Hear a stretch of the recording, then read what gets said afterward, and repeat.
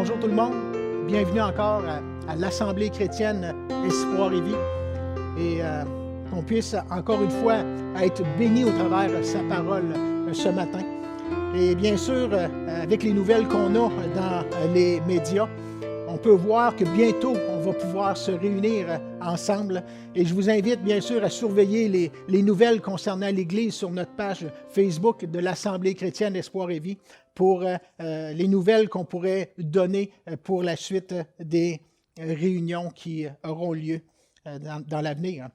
Et ce matin encore, j'aimerais qu'on puisse parler de celui qui est fidèle et véritable. Et bien sûr, je sais qu'on en parle à chaque semaine de Jésus, celui qui est fidèle et véritable, comme on le fait la semaine passée. On a parlé spécialement de celui qui a ce titre qui lui est donné dans le livre de l'Apocalypse, en parlant de son retour en gloire. Celui qui est fidèle et véritable, oui, de venir chercher son Église, mais il est fidèle aussi à accomplir toute sa parole, y compris ses promesses de son retour. Et bien sûr, les promesses pour ma vie, les promesses pour ta vie, les promesses pour l'Église, son Église. Il est fidèle. Et bien sûr, dans le livre de l'Apocalypse, comme on l'a vu la semaine passée au chapitre 19, ça nous dit au verset 6, « Et j'entendis comme une voix d'une foule nombreuse, comme un bruit de grosses eaux, et comme un bruit de fort tonnerre, disant, « Alléluia! Alléluia! Loué soit notre Dieu. » Et c'est ce qu'on voit, ce temps de louange bénissant pour notre Dieu qui est entré dans son règne. Car le Seigneur, notre Dieu, nous dit le passage, le Tout-Puissant est entré dans son règne. Réjouissons-nous et soyons dans l'allégresse et donnons-lui gloire parce qu'il mérite la gloire. Il est digne de louange, d'adoration. Car les noces de l'agneau sont venues et son épouse s'est préparée. Son épouse s'est préparée, l'Église s'est préparée. Faites-vous partie de l'Église du Seigneur Jésus-Christ. Faites-vous partie de l'Église que Jésus vient chercher, que celui qui est fidèle et véritable vient chercher. Une épouse qui se prépare ou qui s'est préparée, se prépare encore et encore, comme nous dit le passage, avec des vêtements de fin lin pur, blanc, pur, qui sont les œuvres justes des saints. Et bien sûr, on se prépare en servant notre Dieu, en servant le Seigneur Tout-Puissant. Et bien sûr, l'Église, c'est tous les saints qui font partie du corps, qui ont donné leur vie au Seigneur Jésus. Et même en temps de pandémie, je vous dis qu'il est temps de continuer, bien sûr, de servir le Seigneur Jésus, de se revêtir encore, de se préparer avec ses œuvres pour notre Dieu, pour ce Dieu Tout-Puissant qui vient chercher son épouse. Et ma question, c'est, êtes-vous en action pour le Roi des Rois, le Seigneur des Seigneurs? C'est sûr que le premier ministre dit, le Québec est sur pause. Mais l'Église n'est pas sur pause. Les enfants de Dieu ne doivent pas être sur pause. Et l'Église du Seigneur doit continuer à porter du fruit, à se préparer et à se revêtir de ses œuvres bonnes pour le Seigneur, les œuvres justes des saints.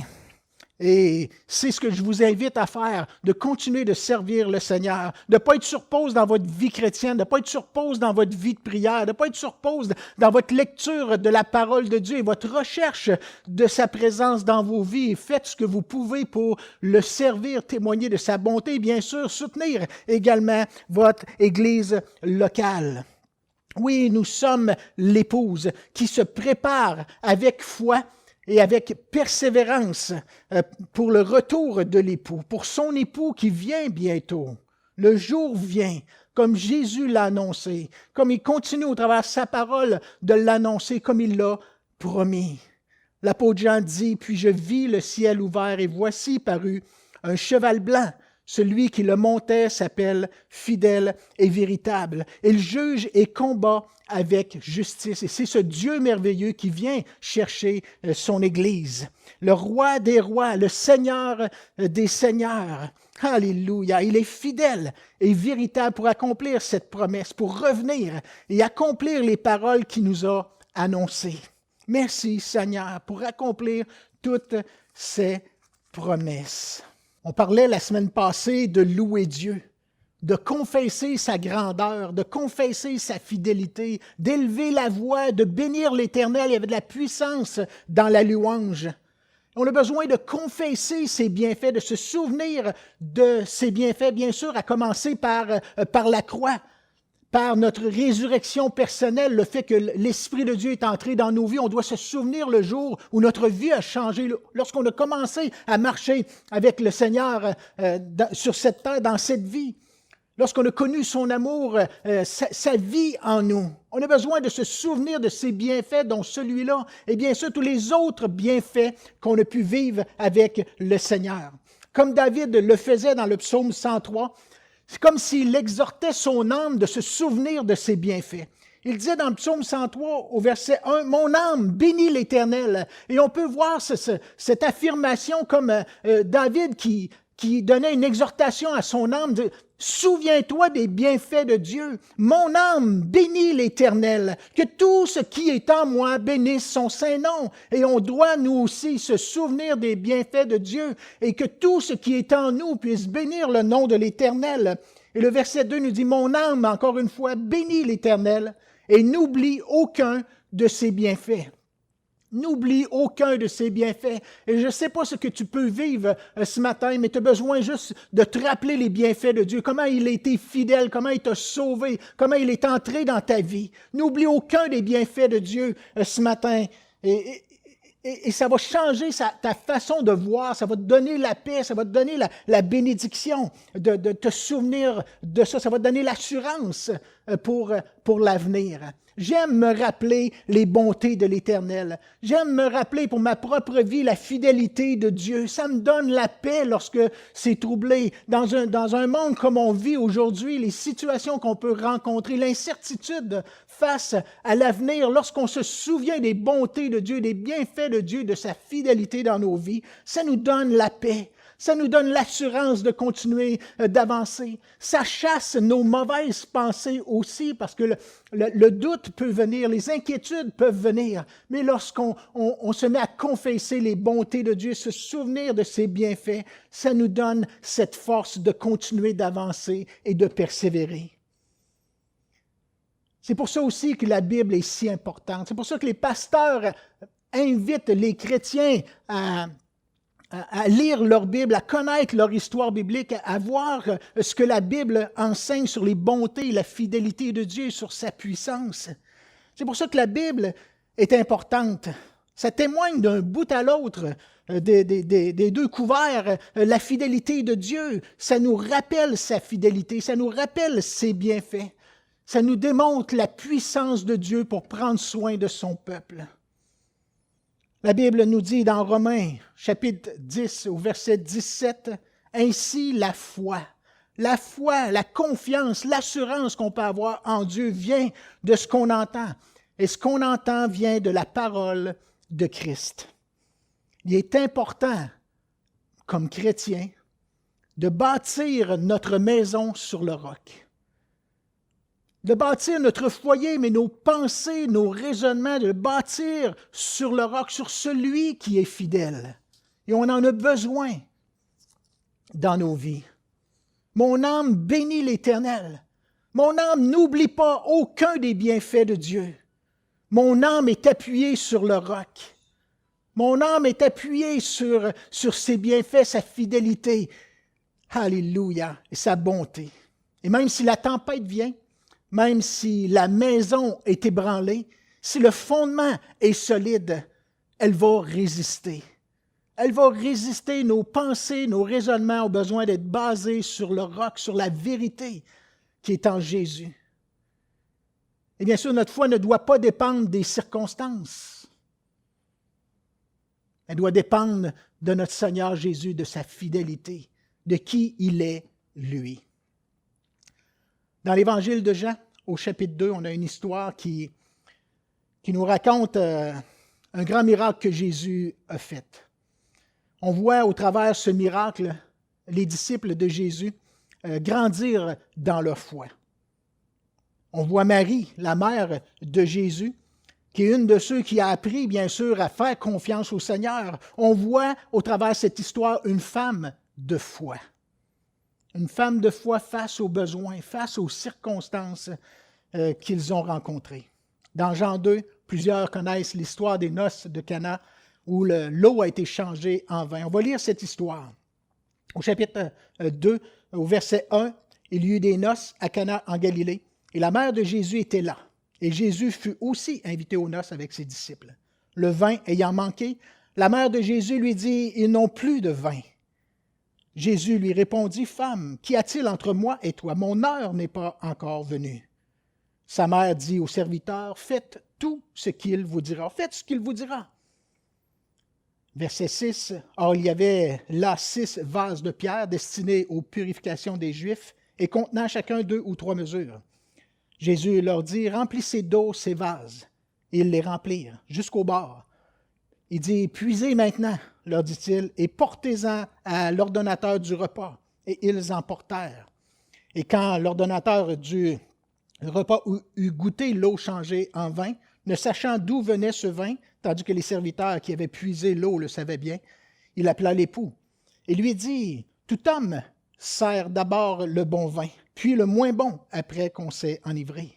Toi, tu as gardé le bon vin jusqu'à présent. » Le verset 11 nous dit, « Tel fut à Cana, en Galilée, le premier miracle que fit Jésus. Il manifesta sa gloire et ses disciples crurent en lui. » Il y avait un besoin à combler. Et Jésus a comblé ce besoin. Quel besoin? On pourrait se poser la question, quel besoin Jésus a vraiment comblé dans cette histoire? Bien sûr, on peut voir que c'est un déshonneur pour le marié de manquer de vin en recevant ses invités de cette façon-là. Mais il y a plus que ça dans cette histoire. Mais aussi, lorsqu'on regarde ce miracle, cette histoire peut nous rassurer concernant nos propres besoins aussi. On peut se dire, si Jésus a changé l'eau en vin, il est capable de combler nos besoins, peu importe le besoin qu'on peut avoir. C'est un grand miracle, changer l'eau en vin. Mais ça peut nous donner la foi pour nos propres besoins qui dépassent l'entendement, qui dépassent nos moyens, qui dépassent nos capacités, notre façon de raisonner humainement. Dieu peut faire des choses qui dépassent les capacités humaines. Ça peut nous encourager. J'espère que ça vous encourage de dire, si Jésus a changé l'eau en vin, il est capable de changer ma situation. Mais on peut se dire aussi, ce qui est encourageant également, c'est que si Jésus s'est soucié du vin qui manquait aux noces, il va se préoccuper bien plus des besoins de ses enfants que du vin qui manque aux noces. Il va se préoccuper de tes besoins, des besoins de ses enfants, des besoins de son Église. Et bien sûr, de tous ceux qui ont des besoins spirituels, parce que je crois qu'au travers de ça, Jésus voulait combler aussi spirituellement. Il va se soucier de ceux qui ont soif de sa présence. Plus que des besoins physiques, plus que du pain, du vin ou des choses de cette vie, mais qui ont soif de sa présence, du spirituel, de combler leur âme. Il va se soucier de ceux qui sont pauvres en esprit, qui ont besoin vraiment d'être comblés.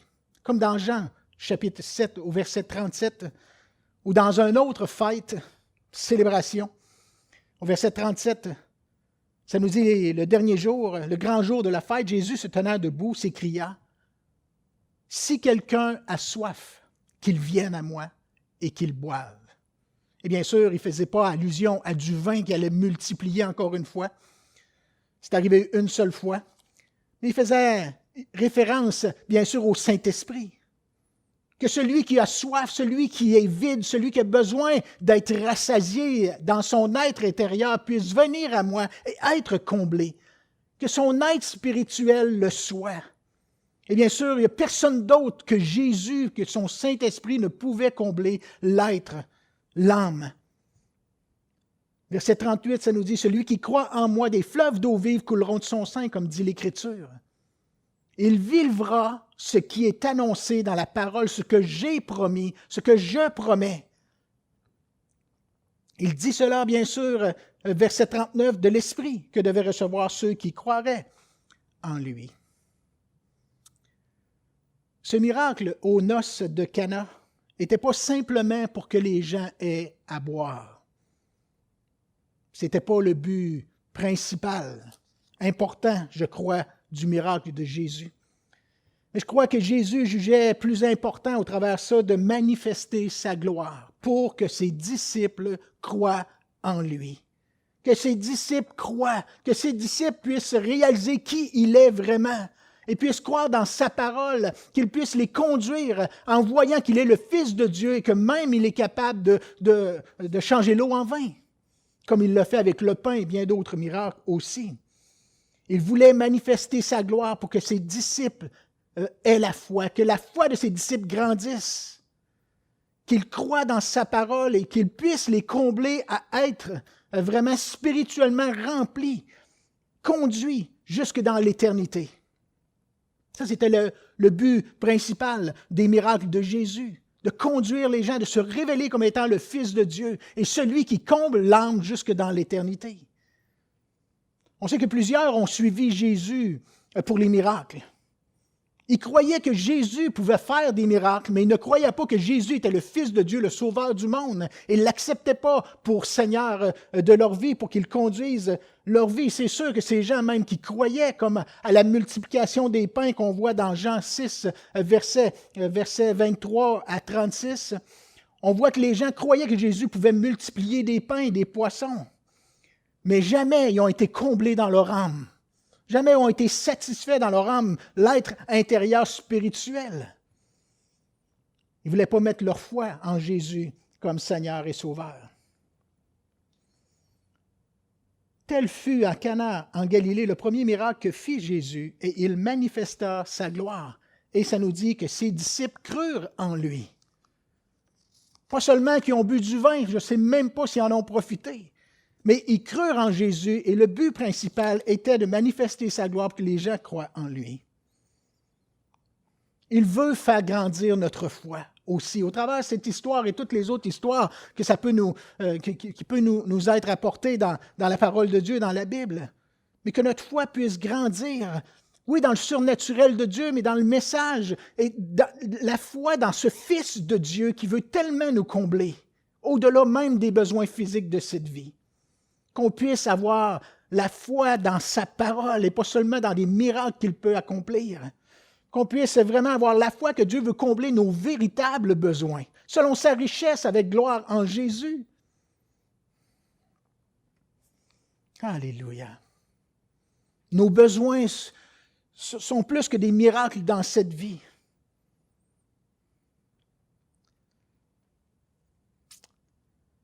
Devant le besoin, la mère de Jésus s'est présentée devant lui et lui a exposé le problème. Verset 3, ils n'ont plus de vin. Ça, c'était le besoin. C'est la première étape dans nos vies aussi. Chaque besoin, chaque insatisfaction, chaque fois qu'on rencontre un besoin, on le présente à Dieu. On va vers Jésus dans sa présence. Seigneur, vois mon besoin.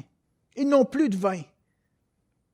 Philippiens 4,6 nous dit « Ne vous inquiétez de rien, mais en toute chose, faites connaître vos besoins à Dieu par des prières, des supplications et des actions de grâce. » Et c'est la première étape face à un besoin, d'aller vers Jésus avec foi, croire qu'il peut, croire qu'il veut combler nos besoins. Mais il veut nous conduire aussi afin que nos besoins réels soient comblés. Comme les besoins des disciples ce jour-là où il a changé l'eau en vin. Quel était le véritable besoin de ses disciples? Bien plus de voir sa gloire et de croire en lui que de boire du vin. Première étape, va vers Jésus, avec foi, pour ton besoin, par des prières, des supplications et des actions de grâce. Souviens-toi des bienfaits de Dieu, souviens-toi qu'il peut.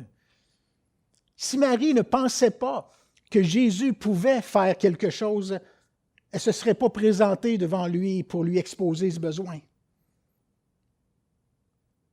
Elle ne se serait pas tournée vers Jésus et dire « Il manque de vin. Il y a un besoin à combler. » Elle avait la foi.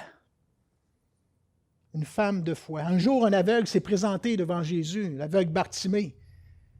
Et cet aveugle criait « Jésus, Jésus, fils de David, aie pitié de moi. » Entends mon cri, entends ma prière. Et Jésus, bien sûr, l'a entendu, on connaît l'histoire. Il s'est arrêté et il dit aux disciples, emmenez-moi l'aveugle. Et quand l'aveugle fut près de lui, il lui a demandé, que veux-tu que je fasse? Que veux-tu que je te fasse? Jésus savait toutes choses. Pas besoin de lui cacher que le Bartimée était aveugle. Mais à ce moment-là, c'est comme s'il lui demandait, tu as la foi pourquoi? Tu as la foi pourquoi? Que crois-tu que je peux faire pour toi? Que demandes-tu? Et bien sûr, on connaît la réponse où l'aveugle dit, Seigneur, que je recouvre la vue. Il y avait la foi que Jésus pouvait lui redonner physiquement la vue. Bien sûr, il avait entendu parler des miracles que Jésus faisait. Et il ne voulait pas manquer l'occasion que ce soit son tour cette fois-là. Mais avec foi, il a confessé son besoin, il a demandé à Jésus selon la mesure de sa foi. Et Jésus lui a dit, recouvre la vue, ta foi t'a sauvé. Et à l'instant, il recouvra la vue et suivit Jésus en glorifiant Dieu. Et ça nous dit que tout le peuple, voyant cela, loua Dieu. Le besoin était même au-delà de guérir cet aveugle, mais que Dieu soit glorifié et que les gens croient. Jésus n'a pas de limite pour guérir, Jésus n'a pas de limite pour faire des miracles. Aller à l'encontre des lois même de la nature, faire des miracles pour réveiller la conscience des gens, que les gens puissent réaliser qui il est vraiment et qu'ils croient en lui. Que veux-tu que Jésus fasse pour toi? Tu as la foi pourquoi? Ils n'ont plus de vin, disait Marie. Mais j'ai la foi, Jésus, que tu peux faire quelque chose. Et Jésus s'est retourné vers Marie et a dit, mon heure n'est pas venue. Mon heure n'est pas encore venue. Ce n'est pas fini après avoir donné notre liste au Seigneur. Ça ne finit pas là après avoir donné notre requête, nos requêtes de prière au Seigneur avec les prières, supplications, actions de grâce comme on vient de le voir. Il doit y avoir aussi un respect de la souveraineté de Dieu. Un respect que Jésus est souverain face à nos requêtes, face à sa volonté. On doit avoir la conscience qu'il est souverain. Il faut avoir l'acceptation qu'il est souverain. Ça fait partie de la foi. La foi, ce n'est pas simplement de demander. Seigneur, oui, je sais que tu peux toutes choses, mais que ta volonté soit faite. À l'exemple de Jésus devant la croix, bien sûr, où il a dit, si c'est possible que cette coupe s'éloigne de moi, mais non ce que je veux, mais ce que tu veux. On doit avoir cette conscience de la souveraineté de Dieu face à n'importe quel de nos besoins. Oui, il a promis de pourvoir à tous nos besoins selon sa richesse, avec gloire, en Jésus. Mais la foi ne se limite pas à demander, mais elle va au-delà, de faire confiance pour la suite. Faire confiance pour la suite et que notre foi ne dépende pas des circonstances. Fais-moi confiance, te dit le Seigneur, qui nous demande de lui faire confiance. Il sait ce qu'il fait. Il sait quand il va le faire. Il sait ce qu'il a à faire. Il connaît tes besoins mieux que toi-même. Mais il dit à Marie, mon heure n'est pas encore venue. Oui, les promesses sont là. Les promesses de Dieu, les promesses de la Bible sont là, mais la sagesse de Dieu est là aussi. Le plan de Dieu est là aussi. Et Dieu a des plans, la sagesse pour atteindre les buts de combler nos besoins, pas simplement pour cette vie, mais pour l'éternité aussi. Ses pensées sont au-delà de nos pensées et ses voies au-delà de nos voies. Et ça, c'est la parole de Dieu aussi. Il peut y avoir plusieurs raisons pourquoi Dieu ne répond pas tout de suite à notre besoin ou de la façon qu'on aimerait que notre besoin soit comblé. Mais ce qu'on voit dans l'histoire, c'est que dans l'attente que l'heure de Dieu ou l'heure de Jésus arrive, quoi qu'il fasse ou quand il décidera de le faire, Marie a fait preuve de foi. Marie a fait preuve de foi. Au verset 5, ça nous dit, Marie dit au serviteur qui était à côté, « Faites ce qu'il vous dira. Suivez ses directives. Soumettez-vous à lui. Croyez en lui. Croyez en lui. C'est lui qui peut. C'est lui qui peut faire quelque chose. C'est lui qui fait les miracles. C'est lui qui est Seigneur. C'est lui qui est maître de tout. » Marie n'avait pas le pouvoir de rien faire dans cette situation, sauf aller acheter du vin au magasin. Mais elle savait que Jésus était au-delà de ça. Il pouvait faire quelque chose de miraculeux. Elle a cru en Jésus. Et dans l'attente, elle a décidé de faire preuve de soumission, de confiance, de patience, d'avoir la foi et de garder la foi, de croire en lui, de croire en Jésus. Oui, il manque de vin. Oui, je l'ai demandé à Jésus. Maintenant, notre responsabilité, c'est faites ce qu'il vous dit. Continuez à marcher par la foi. Faites ce qu'il vous dit. Oui, de la persévérance dans la prière, mais de la patience et de la confiance dans l'attente. Il faut réaliser aussi qu'il y a peut-être des directives pour l'accomplissement de son intervention, que notre besoin soit comblé. On a souvent une part à faire, un pas de foi.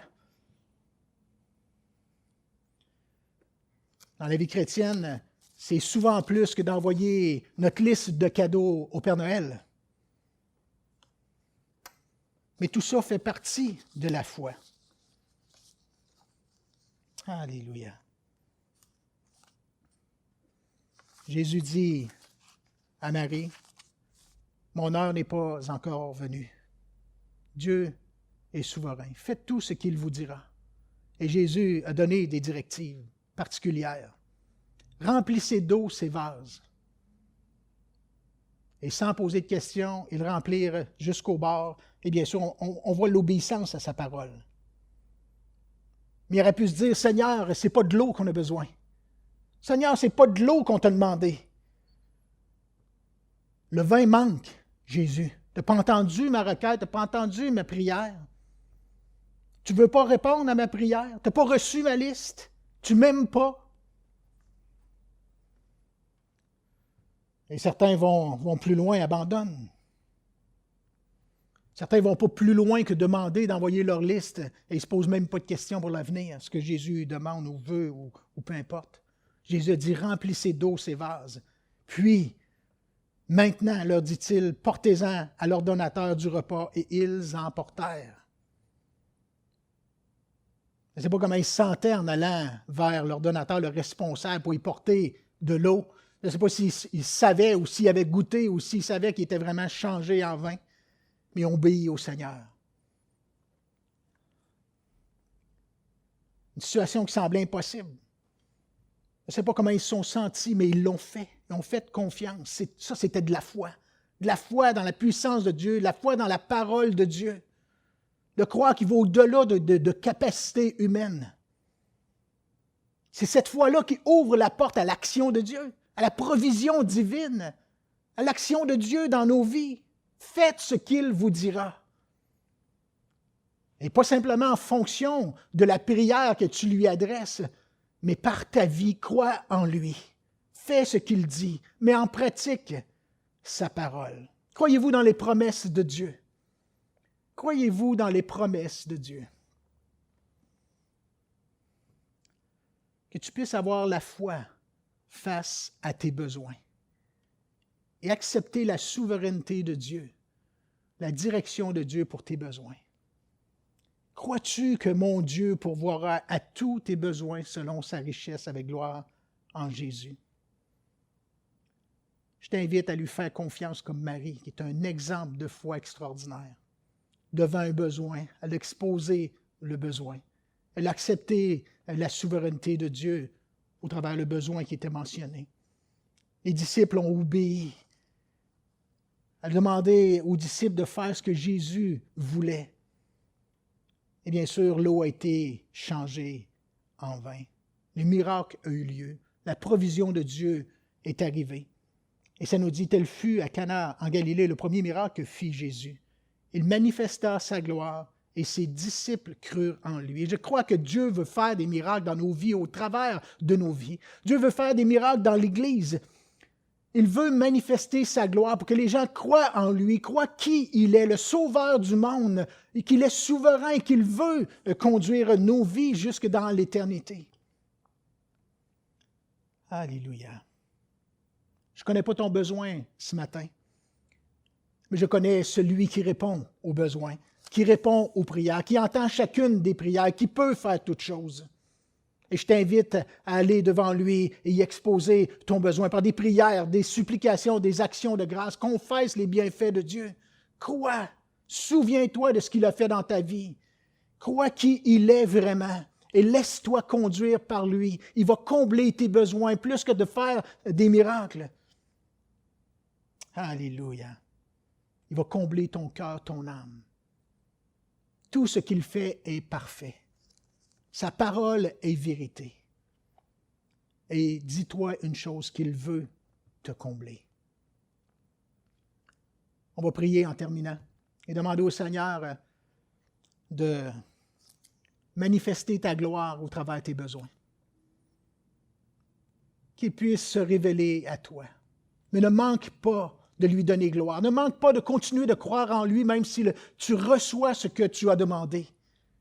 Ne manque pas de continuer de croire en lui, de faire ce qu'il te demande de faire. Comme on le dit au début de la réunion, d'être ce saint dans l'Église qui se revêt de fin lin, qui sont les œuvres justes des saints. Et c'est avec ces œuvres qu'on va se présenter devant lui. Ne manque pas, si Dieu répond à ta prière, te comble de toute bénédiction, de continuer de croire en lui. Le Sauveur, le Seigneur. Alléluia. Prions un instant. Éternel Dieu Tout-Puissant, encore une fois, je veux te dire merci pour tous tes bienfaits et toutes tes bontés. C'est un privilège de te connaître. C'est un privilège de te connaître, ô Dieu. Merci que tu as comblé ce besoin dans ma vie de la nouvelle naissance, du pardon de mes péchés, de l'assurance de la vie éternelle. Merci que le Consolateur est venu dans ma vie. Et qu'il me conduit, qu'il me donne ce que j'ai besoin à tous les niveaux, autant spirituellement que physiquement. Merci Seigneur, qu'en cherchant le royaume et sa justice, tu nous donnes toutes choses. Tu pourvois nos besoins, Seigneur. Et je veux te donner toute l'honneur et la gloire et me souvenir de tous ces bienfaits et bien d'autres aussi. Et que ceux qui écoutent puissent se souvenir de ces bonnes choses, puissent se souvenir le jour où ils t'ont donné leur vie, que tu es entré dans leur vie, qu'ils puissent se souvenir de tous tes bienfaits tout au long de leur vie, ô Dieu Tout-Puissant. Ô Éternel, que tu puisses combler les besoins d'aujourd'hui, parce que nous avons des besoins. Les gens qui écoutent ont des besoins, ô Dieu. Ils ont des requêtes de prière, comme Marie en avait une, de se présenter devant Jésus et dire, il manque de vin. Seigneur, j'ai des besoins. Seigneur, mes frères et sœurs ont besoin, ô Dieu. Il y a des gens qui ne te connaissent pas, qui ont des besoins, mais manifeste ta gloire afin qu'ils puissent croire en toi. Croire en toi que tu fais des miracles, mais tu veux les sauver, tu veux les conduire, tu veux être Seigneur de leur vie, et non seulement pour cette vie, mais pour l'éternité, ô Dieu. Tu veux une bénédiction éternelle. Viens, Seigneur, touche ceux qui ont besoin de te connaître d'une façon spéciale, qui ont besoin de naître de nouveau, qui ont besoin de l'Esprit de Dieu dans leur vie, ô Dieu. Père de gloire, Père de gloire, toi qui connais chaque personne qui écoute ce message ce matin, que tu puisses le visiter, Seigneur, que tu puisses le combler et le conduire. Dans le nom de Jésus, je te prie, je te remercie pour toutes choses encore une fois. À toi soit la gloire. À toi soit la gloire, ô Dieu. Merci, Seigneur. Amen.